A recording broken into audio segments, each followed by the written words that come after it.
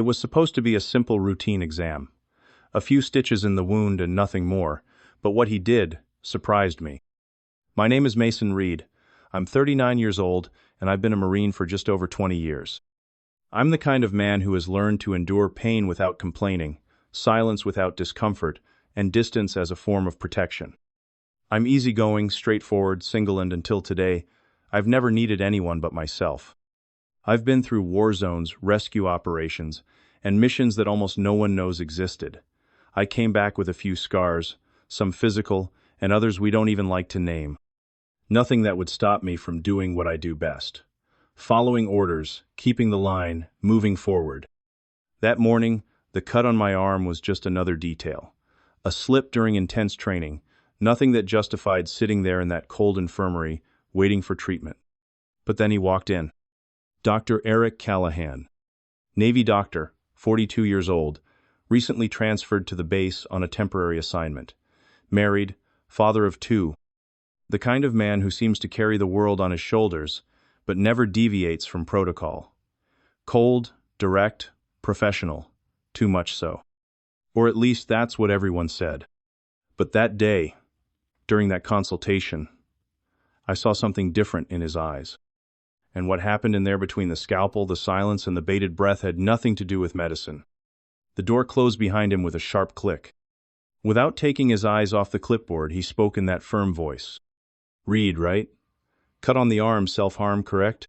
"Yes, sir," I replied, trying to sound indifferent. He approached with calm steps, standing straight, his uniform well-fitted. He didn't need anything else to command respect. He rolled up his sleeves slightly to the middle of his forearms, revealing strong, muscular arms. When he finally looked up, he stared at me for a moment that was too long to be just protocol. "Take off your shirt. I need to assess the extent of the injury." My t-shirt was stuck to the bloodstain. I started to pull it up slowly, but he stopped me with a short gesture. "It'll hurt more that way. Take it all off." I obeyed. I raised my arms and pulled up my shirt, exposing my chest to the cold air of the infirmary. His gaze slid too quickly to be noticed. But I noticed. "Does it hurt here?" he asked, placing 2 firm fingers on my arm. "Only when you touch it," I replied, staring into space. He cleaned the blood slowly. His touches were controlled, but they took longer than necessary. The silence between us lingered, and his breathing seemed closer than it should have been. I could feel it. The subtle scent of his skin, the warmth of his fingers, the precise way he worked. He picked up the supplies silently and prepared the tray with everything he needed. When he returned, he leaned over me. His breath brushed my shoulder, warm. The needle entered with that dry, familiar pain, but my muscles reacted for another reason. He finished the stitches in silence, cleaned the wound once more, and carefully applied the bandage. His hand lingered half a second longer before moving away from my skin. Half a second. But I noticed. Without saying a word, he handed me the form with the instructions. I took it. Our fingers touched. Only then did he speak, his voice a little lower. "That should be enough. For now." I put on my t-shirt slowly, without rushing. He watched me from the corner of his eye, as if calculating something he couldn't say yet. I left the infirmary with my arm stitched up. But inside me, something had just opened up. He finished the stitches in silence, cleaned the wound once more, and applied the bandage with meticulous care that didn't match the cold atmosphere of the infirmary. His hand remained on my skin for a second longer than necessary. 1 second. But it was enough. He handed me the form with the instructions. "That should be enough. For now." I took the paper, slowly put on my t-shirt, feeling his gaze still there, steady. When I was standing up, ready to leave, he asked, without changing his tone, "Have you had your regular checkups?" I turned to him, slightly surprised. "It's been a while," I replied. He nodded, as if he had already expected that. He ran his hand across the desk, straightening the papers, and said, "We'll have to update that. Routine exams. Find some time off and make an appointment at the front desk." It wasn't a request. It was an order.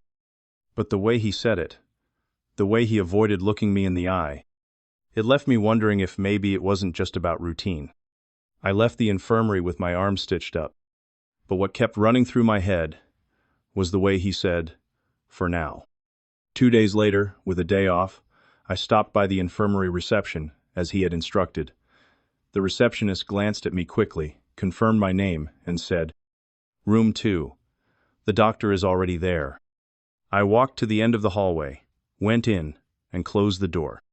He was standing next to the stretcher, clipboard in hand. His uniform was the same well-fitted, sleeves rolled up, that serious look he always had. "Take off your shirt, Reed," he said bluntly. I obeyed. As I took it off, I noticed he was watching me. He didn't hide it. He approached me and began the physical exam. He touched my chest, my abdomen, my back. His touch was firm, professional, but it took longer than necessary. There was something different there. The way he ran his hand over me, as if he were paying too much attention. I felt it. It wasn't just my imagination. We hardly spoke. Then he asked for blood tests, took my blood pressure, checked my reflexes, everything according to protocol. When he finished, he just said, "You can get dressed. You're free to go." I put my shirt on slowly. He remained silent, calmly filling out the form. I left the room with the test done, but with the distinct feeling that that doctor had touched me in a way that wasn't just professional, and that stayed with me for the rest of the day. Over the weekend, my friends asked me to go out for a drink. I wasn't much of a party person. I preferred to stay in, rest, clear my head.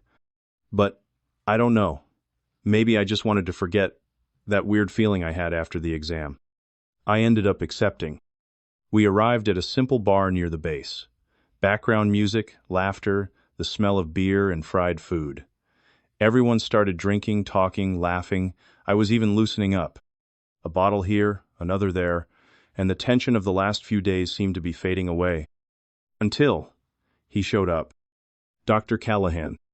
But he wasn't the same serious guy from the infirmary. He was different. He was wearing a light-colored shirt rolled up to his elbows, dark shorts and sandals. His hair was a little messy, and he hadn't shaved. He looked so out of place, and yet more handsome than ever. And the strangest thing? He was smiling. A slight, relaxed, natural smile. Nothing like the dry, calculated look I knew from the office. And then, he came over to our table. He arrived with a bottle in one hand and a glass in the other. "Good evening, gentlemen," he said, in the same firm tone. But his eyes were shining differently. Everyone responded with a "good evening" or a nod, but I remained silent. I just stared at him, not knowing whether to smile back or pretend I hadn't seen him. He looked at me for a second, a longer look than usual, and he smiled again. Just like that. I sat up straighter in my chair without even realizing it. My body reacted before my head understood. He wasn't just my doctor there. He was another man. And at that moment, I knew something was about to change. Between drinks, I began to notice that his glances weren't casual. There was something about the way he looked at me that was completely different from the formality of the doctor's office or the chance encounter at a bar. While my friends talked and laughed around me, he kept his eyes on me, steady and silent, as if studying me, as if saying something that no one else there could hear. I pretended not to notice, turned my face away, made small talk to distract him, laughed even though I didn't find it funny anything to avoid drawing attention to myself. But inside, my body was already alert, tense, as if waiting for his next move. And it was during one of these silent exchanges that it happened. He held his glass casually, still listening to someone next to him, but without taking his eyes off me. That's when I felt it. His foot touched my sneaker lightly, but firmly enough to leave no doubt. It wasn't accidental. It was a subtle touch, almost imperceptible to others, but all too clear to me. It took me a while to react. When I looked back at him, trying to keep a neutral expression, I saw something that moved me more than I would like to admit. A discreet smile, out of the corner of his mouth, accompanied by a quick wink. Simple, almost innocent, but only those who were already involved in that game would understand what it meant. I responded with a restrained smile, disguised enough not to arouse suspicion among the others, but intentional enough for him to understand that I was in on it too. And he understood. After that, The night went on as if nothing had happened. Beers kept coming to the table, laughter filled the room, but for me, nothing was the same. From that touch, that look, that smile, the bar was no longer just a weekend distraction. The air between us had completely changed. It didn't take long for me to feel the urge to go to the bathroom. It wasn't just physical. It was as if my body was looking for a break, an intermission, a respite from the tension that grew with every glance we exchanged. I got up normally, without drawing attention, and crossed the crowded bar amid loud voices, the smell of alcohol and fried food, people talking too loudly for a Saturday night. I did what I needed to do, without rushing, trying to calm my own thoughts. When I was done, I went to the sink, turned on the faucet, and washed my hands, still feeling the weight of that look he had given me earlier. I grabbed a paper towel, and it was at that moment, as I was drying my hands, that I looked to the side and saw him coming. Dr. Callahan. But there, at that moment, he wasn't the doctor. He was just a man. A man who looked at me with a slow, direct, almost knowing smile and, without saying a word, he entered the private bathroom stall, opening the door calmly, and before closing it, gave me a subtle nod, beckoning me. I didn't think. I just went. I glanced quickly around. The bathroom was empty. The noise muffled by the wall sand went in. I closed the door behind me. As soon as the latch clicked, he turned around, pulled me by my shirt, and kissed me. And my God, what a kiss! There was no doubt, no hesitation. It was urgent, hungry, decisive. The kind of kiss that doesn't ask if it can, it just happens. His mouth tasted like beer and something else, a mixture of restrained desire and raw need. His hands went straight to my waist, then to the back of my neck, and from there they moved firmly down my back. Silly hands. No ceremony. As if he had wanted me for a long time. I responded in kind.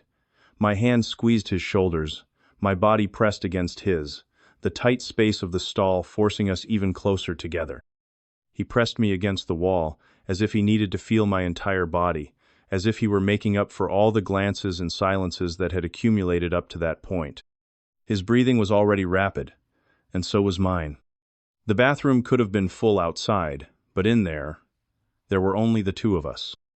We had barely begun to lose ourselves in each other when the bathroom door opened again, and two voices invaded the space lawing, talking loudly, as if they were in the middle of a bar table, not in a bathroom. We froze. At the same time, I raised my hand and signaled for him to stop, without saying a word. He understood immediately. We stood there, motionless, pressed against each other, panting, our bodies still burning with desire, but forced to remain silent. I could feel his chest rising and falling quickly against mine, his breath caught, as if every second of silence was torture. The voices outside approached the sinks, laughed at some joke, talked about some girl at the bar, and all I could think about was not making a sound, not giving anything away. My heart was racing, not out of fear, but because what we were doing there, like that, was so intense that it was almost unbearable. It took a long time. Every minute seemed like an eternity. But finally, the taps turned off, the footsteps moved away, and soon after, the bathroom door slammed again. Silence. I waited a few more seconds, listening to see if anyone else was around. When I thought it was safe, I unlocked the door. "I'll go first," I whispered, without looking directly at him. He just nodded slightly, still panting, his lips slightly swollen, his eyes saying everything his mouth couldn't at that moment. I left calmly, adjusting my shirt, my face neutral, looking like I had just been to the bathroom. I crossed the room and returned to the table as if nothing had happened. My friends were still there, laughing, distracted, busy with their own conversations. A few minutes later, he appeared too. He came over calmly, acting natural, glass in hand, and sat down in the same chair. He didn't even look at me, but I could feel it, he was watching me. And at that moment, in the middle of a crowded bar, with everyone around us, we both kept the secret of what had just happened. No one noticed. But inside me, something had changed forever. The night went on slowly, the bar gradually emptied, and my friends began to get up one by one, between quick hugs, repeated jokes, and hurried goodbyes, everyone went their separate ways. I was ready to do the same. I got up, put my wallet in my pocket and said, "Guys, I'm going to head out. I have an early start tomorrow. See you later." It was at that moment that he also got up, with his usual calm and discreet manner, and said, "I came here by ride-hailing app. Can you give me a ride?" He caught me off guard for a second, but I replied without thinking too much. "Sure, sir. Let's go."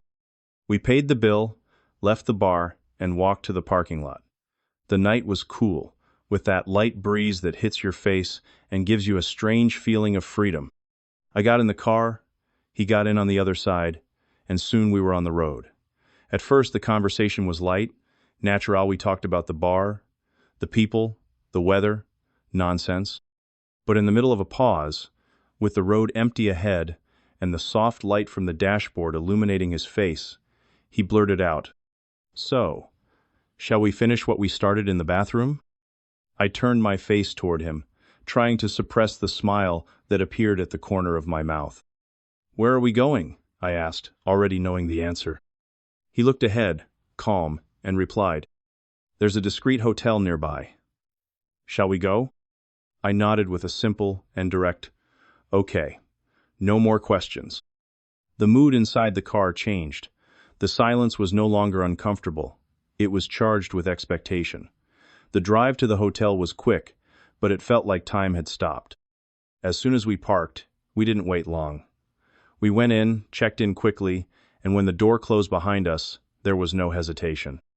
Our mouths met as if they had been waiting for this for a long time. It was a hot, urgent, passionate kiss. There was desire, there was pent-up tension, there was hunger. I don't know if it was the effect of the alcohol, the whole night of teasing, or just the fact that we were finally free there, in that room. But what happened next was intense, real. We made love as if the world outside didn't exist. No fear, no guilt. Just desire. Just the truth of what we had been holding back for too long. Between long kisses, firm hands, and bodies fitting together with frightening naturalness, there was no room for doubt. It was crazy, it was strong, it was too good. And, in the end, when our bodies were sweaty, sticky, and our breathing began to return to normal, we didn't say anything. But the silence said it all. After that night, I dropped him off at his house without saying much. He got out of the car with a calm look, but full of unspoken words. He thanked me with a slight smile, closed the door, and disappeared into the darkness of the sidewalk. And I left. The next day, life went back to its usual rhythm. Missions, training, quick meals, little sleep, a day off here and there, everything as before. Or almost everything. As much as my body was busy, my mind sometimes returned to that night. To the kisses, to his touch, to the way he looked at me without hiding anything. But we didn't talk after that. No messages. No contact. Absolute silence, as if nothing had happened. Until, a few days later, I received an unexpected message. It was from the nurse's office. "Hello, Mr. Mason.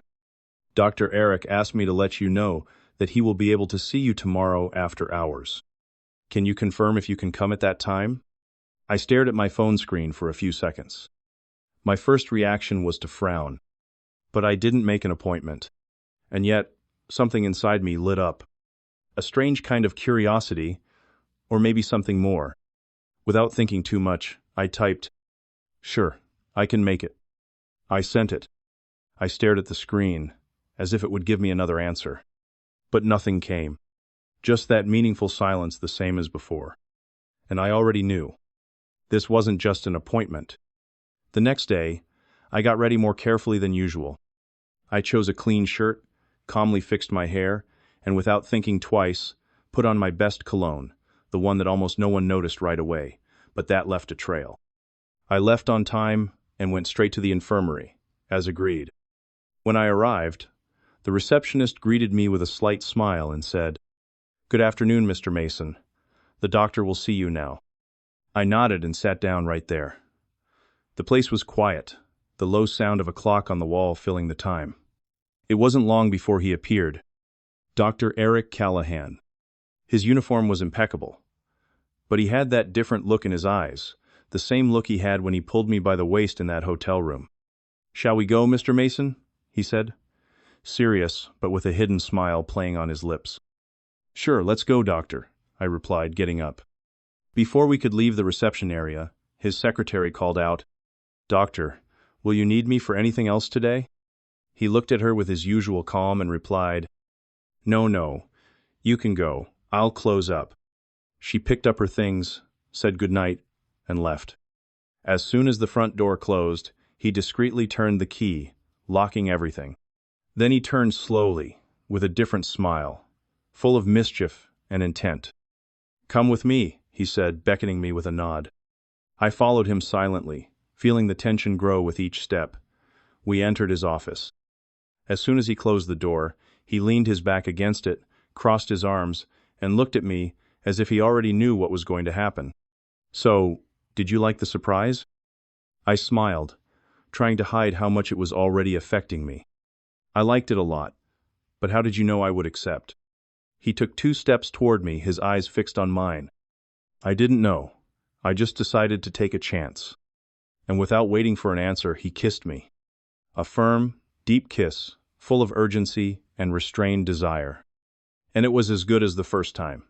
Or better, because now we knew each other. I already knew his taste, his touch, his rhythm. I already knew exactly what the other wanted. His hands were already on my chest, then on my waist, then pulling me close with force. His back hit the wall, and I let myself go. The atmosphere between us grew like fire on dry straw fast. Hot, uncontrollable. There, in that room where he used to write reports and fill out forms, we gave ourselves to each other again. Without fear, without haste, without pause. We made love right there. Among papers, bookshelves, and that silence filled with muffled pleasure. It was intense. It was hot. And it was everything I didn't even know I needed. That day, I went home with my head spinning. Driving in the dark, with the window half open, and the wind blowing in my face, I kept asking myself, what am I doing? He's married. He has a life, a family. I knew it wouldn't end well. That sooner or later, someone would get hurt. But all I had to do was remember the kiss. His touch. The way he looked at me, as if I were the only person in the world, and everything else simply disappeared. At times like that, right and wrong became mere details. It's been 3 days since we last saw each other. We exchanged a few messages, talked briefly on the phone, but we haven't seen each other again. And to be honest, I already want to see him again. My body craves him, I miss him, and the desire only grows. As soon as we meet again, I'll be back here to tell you what happened, as honestly as I can. So don't forget to like, subscribe to the channel, and turn on notifications so you don't miss a thing. The uncut version of this story will be posted soon. Kisses, and see you soon.